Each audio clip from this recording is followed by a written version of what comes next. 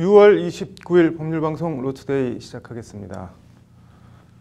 법률방송에서는 방송인 겸 숙명여대 교수인 이다도 씨의 전 한국인 남편 A씨가 이혼 후 10년 동안 단 한 푼도 주기로 한 양육비를 지급하지 않아서 양육비 미지급자 신상공개 사이트 배드파더스에 신상이 공개됐다는 소식을 지난 26일 단독으로 보도해드린 바 있습니다. 그래도 한국에서 이름만 대면 알만한 유명인이자 대학 교수라는 신분을 가지고 있는 이다도 씨가 부끄러워할 일은 절대 아니지만 그렇다고 어떻게 보면 공개적으로 드러내기는 분명 꺼려지는 양육비 미지급 문제를 이렇게 들고 나온 이유는 뭘까요? 장한지 기자가 이다도 씨를 직접 만나 그동안 벌어졌던 일들과 속내를 들어봤습니다. 올해 51살인 이다도 씨는 29년을 한국에서 살았습니다. 말 그대로 한국은 제2의 고국이자 고향이었고 지난 1993년엔 한국인 남편 A씨를 만나 가정도 꾸렸습니다. 모든 인생이 그렇지만 단 꿈만 있던 건 아니어서 남편과는 성격 차이로 이혼을 하게 됐고 2010년 4월 법원은 이다도 씨를 두 아들의 친권자이자 양육자로 지정했습니다. 그로부터 꼭 10년이 흘렀고 아이들은 쑥쑥 자랐습니다. 모든 것들이 다 판결대로 진행되지 않았습니다. 결국 혼자서 애들을 키우게 됐고 다행히 애들이 너무 착해서 그동안 열심히 공부해왔고 열심히 살아왔고 이젠 그때 이혼했을 때 그때 당시에 12살 또 5살밖에 안 되었던 애들이 이젠 24살, 17살 되었습니다. 모든 것이 다 판결대로 진행되지 않았다는 게 무슨 말일까? 법원은 이다도 씨를 친권자 및 양육자로 지정하며 전 남편에게 아이들이 20살이 될 때까지 일정한 양육비를 지급할 것을 명령했습니다. 하지만 전 남편은 아이들의 친부는 단 한 번도 이다도 씨에게 양육비를 지급하지 않았다고 합니다. 원래 판결대로 진행되지 않아서 양육비 그동안 양육비를 받아본 적 없고요. 애들이 그것도 양육비만큼 중요한 거 아빠한테서 연락 받아본 적도 없습니다. 10년 동안 무관심. 그래서 물론 마음이 많이 상했지만 괘씸하고 야속한 마음, 아이들 아빠가 저렇게 할 수 있나 하는 생각에 지난 2015년 이다도 씨는 전 남편을 상대로 양육비 지급 명령을 구하는 소송을 냅니다.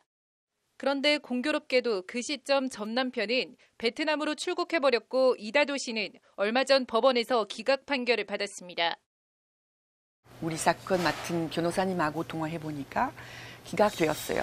미안하다고 기각되었어요. 이유가 상대방이 외국에 있으니까 아무것도 할 수 없고 아무리 통보하더라도 뭐가 좀 보내도 아무도 받아주지도 않고 애초 이혼 결정문에 따르면 10년 동안 미지급된 양육비는 1억 1,140만 원.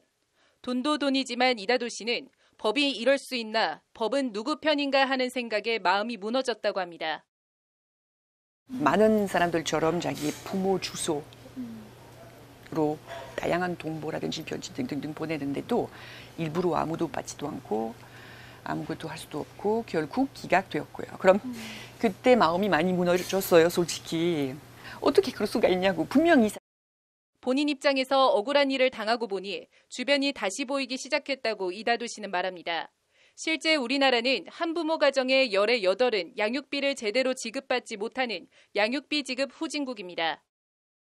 결과 들어보니까 많이 속상했지만 알고 보니까 이 상황 속으로 빠진 사람들이 80% 이상 되는 거죠. 결국 저 혼자 아니거든요. 그동안 날마다 쉽지 않았어요. 다만 저 같은 사람한테 그렇게 어려웠다면 다른 사람들 그만큼 없으신 분들 어떻게 하셨을까요? 그런 역시 많이 속상하게 되었고요.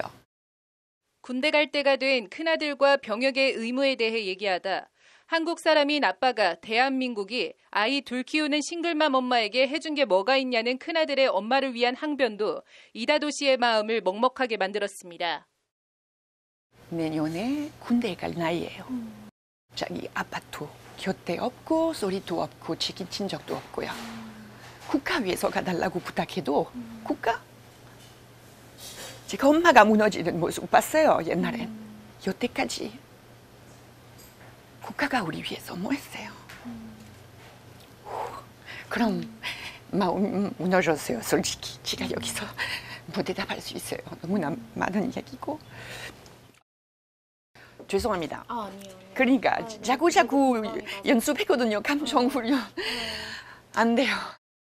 배드파더스 사이트에 양육비를 주지 않는 전 남편의 신상 공개를 결정하고 양육비 미지급 문제 해결에 미력이나마 함께하기로 한 것은 이런 지난 10년간의 모든 경험들이 더해져 나온 선택이자 결정입니다. 사실 제가 시끄럽게 이렇게 하고 싶지도 않았어요. 번거롭게 하고 싶지도 않거든요. 절대로. 다만 알고 보니까 이 어려운 상황 속에 빠진 우리가 혼자 아니거든요. 결국 더욱더 심각한 상황 속으로 살고 있는 사람들이 얼마나 많거든요. 그리고 이 문제 뒤에 결국 애들 있습니다. 우리 애들이 결국 이 나라의 미래 아니겠습니까? 애들 그래도 기본 아니겠습니까? 당연하게 이런 애들 보호하기 위해서 최선을 다해야 된다고 생각해요. 겪지 않았으면 절대 몰랐을 일이라는 게 그래서 더더욱 연대를 통한 법제도 개선이 절실하다는 것이 이다도 씨의 말입니다. Bad Fathers 사이트, 저도요 사실은 그 사이트에 대해서 맨 처음엔 이상하다고 생각하긴 했어요. 어떻게 사람 얼굴 이렇게. 근데 당해 보니까 다른 방법이 없어요. 다른 방법이 없어요. 튼튼한 법 대신 했으면 이런 거 필요 없을 텐데. 프랑스인에게 비친 한국의 양육비 미지급 문제. 이다도 씨는 엄격한 법제도 마련과 집행을 거듭 강조했습니다. 국가가 대신 역시 그러니까 양육비를 못 받는 가정한테 돈 지급하고 그리고 이 빚이 더 이상 애들 아빠 사이에 아니면 엄마 사이에 진행되는 게 아니고 국가하고 관련된 빚이라 다른 뜻대로 진행되거든요. 조금 더 엄격해요. 너무 약하다고 생각해요. 너무 약하다고 생각해요. 양육비는 아이들에 대한 얘기라는 이다도 씨는 양육비 미지급 문제에 대한 인식과 관점의 전환을 촉구하는 말로 인터뷰를 마무리했습니다. 애들에 대해서 이야기하는 거예요. 애들 미래에 대해서 이야기하는 거예요. 그럼 너무나 중요한 포인트라서 국가가 여기서 관심 당연하게 가져야죠. 개인 사건 아닙니다. 개인 일도 아니에요. 동정 부탁드리는 것도 아닙니다. 이런 모든 사건에 대해서 애들에 대해서 우선 무조건 무슨 일이 있더라도 시켜야 되는 거 아니겠습니까? 법률방송 장한지입니다. 이런 가운데 20대 국회에 이어 21대 국회에서도 다시 정당한 사유 없는 양육비 미지급자에 대한 신상 공개와 해외 출국 금지, 형사처벌 도입 등의 내용이 담긴 양육비 이행 강화법이 발의됐습니다. 21대 국회에선 20대 국회보다 좀 더 큰 폭의 진전이 있을까요? 이어서 장한지 기자가 전해드립니다. 지난달 20일 20대 국회 회기 종료를 며칠 앞두고 양육비 미지급자에 대한 운전면허 정지를 골자로 하는 양육비 이행 강화 법안이 국회 본회의를 통과했습니다. 하지만 아쉬움도 많이 남았습니다. 애초 발의된 법안들에 담겨있던 양육비 미지급자에 대한 출국 금지나 신상 공개, 형사처벌 등 양육비 지급 이행 강제를 위한 다양한 수단들이 결과적으로 모두 빠졌기 때문입니다. 미지급자 상당수가 배째라식으로 나오거나 아예 연락을 끊고 잠적하거나 심지어 해외로 나가버리는 경우까지 있는데 국내 운전면허 정지 정도로 양육비 문제가 근본적으로 해결될 수 있겠냐는 지적입니다. 선진국에서 하는 대로 뭐 출국을 금지한다든지 여권에 대해서 제한 조치를 한다든지 그런 부분은 아직 도입이 안 된 것 같아서 굉장히 좀 아직까지는 그 강력한 제재 수단으로서는 미흡한 측면이 많이 보이는 것 같습니다. 특히 해외 출국 금지는 생계곤란도 아니고 이른바 악질적 미지급자들의 국한되는 제도이니만큼 우선적으로 도입해야 한다는 목소리가 높습니다. 그게 여행 목적이라든지 아니면 비즈니스상 아니면 정말 그 채무 이행을 피하기 위해서 도피를 한다든지 이런 경우에는 당연히 그 어느 정도는 양육비 지급에 대해서 금전적 경제적인 여유가 있다는 또 반증이 되기도 하는 거기 때문에 당연히 제한 조치가 도입될 필요성은 있다고 생각이 듭니다. 이런 가운데 야당인 미래통합당 전주혜 의원이 지난 25일 양육비 이행 확보 및 지원에 관한 법률 일부 개정 법률안을 대표 발의했습니다. 법안은 정당한 사유 없이 양육비를 지급하지 않은 양육비 채무자에 대한 출국 금지와 명단 공개, 형사처벌 조항 신설 등의 내용을 두루 담고 있습니다. 현재 OECD 국가들 중에서 양육비 미지급을 아동학대로 간주하지 않는 나라는 유일한 나라가 대한민국입니다. 그래서 아동학대를 형사처벌하는 야당인 통합당에서 양육비 관련 법안을 먼저 발의한 가운데 여당인 더불어민주당 이규민 의원은 양육비를 국가가 대신 먼저 지급한 뒤 비양육자에게서 받아내는 법안을, 역시 민주당 전재수 의원은 양육비 미지급자 형사처벌 등의 내용을 담은 법안을 각각 이번 주 내 발의할 예정입니다. 여야 모두 양육비 이행 강화 법안의 필요성에 공감하고 있는 가운데 법무부와 외교부, 행정안전부 등 관계부처 협의와 협조를 통해 조속하고도 실질적인 법안 마련으로 이어질 수 있을지 주목됩니다. 법률방송 장은지입니다. 앞서 양육비 미지급자에 대한 해외 출국 금지가 왜 필요한지 잠깐 들여다봤는데요. 양육비를 정상적으로 지급하는 경우가 오히려 열에 2건밖에 안 되는 비정상의 일상화, 어떻게 봐야 할까요? 왜 이렇게 받기가 어려운 걸까요? 어떻게 해야 하는 걸까요? 양육비 미지급 해결 문제에 천착하고 있는 양육비 이행관리원 출신 강효원 변호사를 만나 관련 얘기를 들어봤습니다. 계속해서 장한지 기자가 전해드립니다. 한부모 가정 열의 8이 받기로 한 양육비를 제대로 받지 못하는 실태에 대해 강효연 변호사는 무엇보다 양육비에 대한 인식 부족을 꼽습니다. 일단은 근본적으로는 의식이 양육비는 줘야 된다라는 생각이 좀 없으시고 양육비를 주면은 이게 아이한테 쓸 거라고는 생각이 잘 안 들고 오히려 이제 양육자에 대한 안 좋은 감정 때문에 자발적인 지급이 잘 안 되시는 거예요. 양육비가 주기 싫은 돈, 아까운 돈 취급을 받다 보니 이는 다시 현실적으로 양육비를 주지 않기 위한 여러 탈불법적인 행위들로 이어집니다.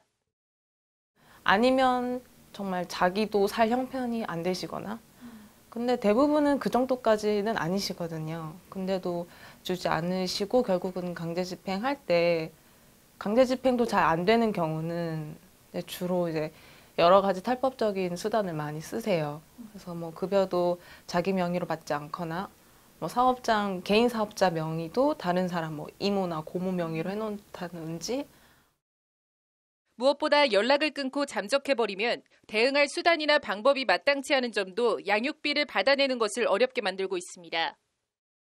이런저런 이유로 비양육자가 고의로 주소를 다른 곳으로 돌려놓는 경우도 비일비재합니다.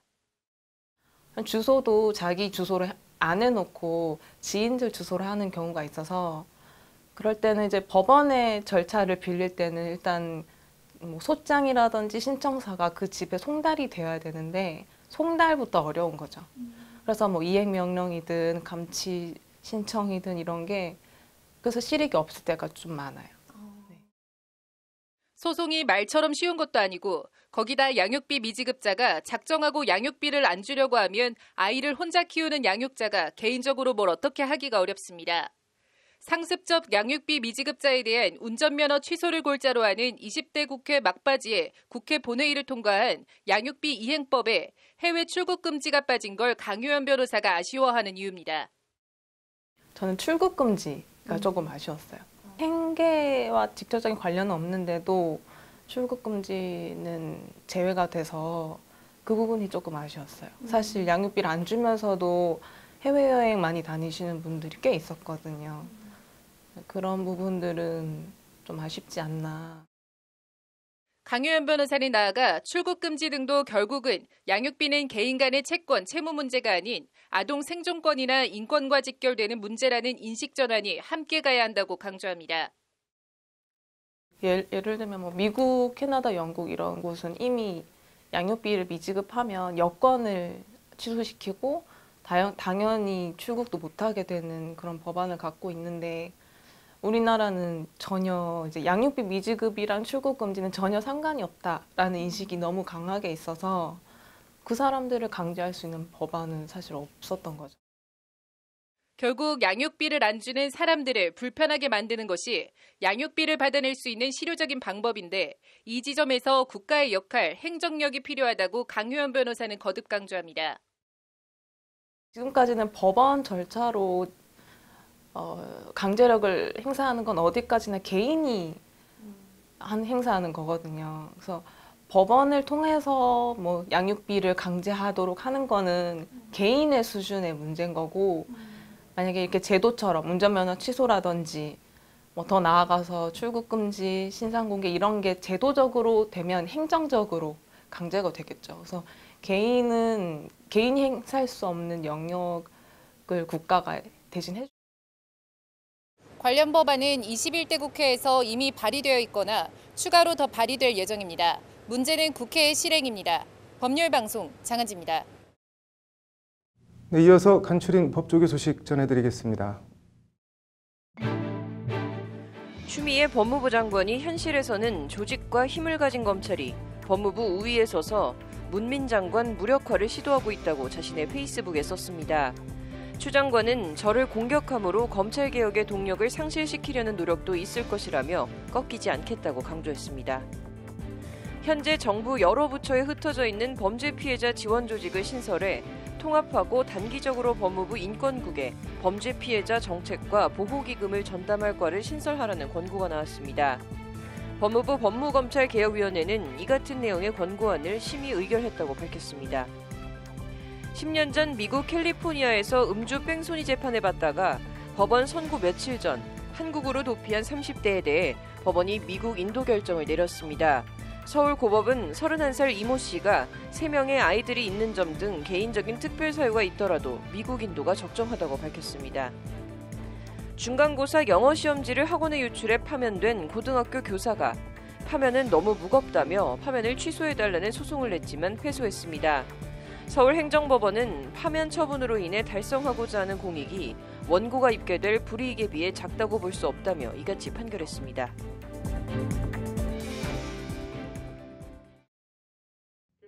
(6월 29일) 법률방송 로투데이 마치겠습니다. 시청해주셔서 감사합니다.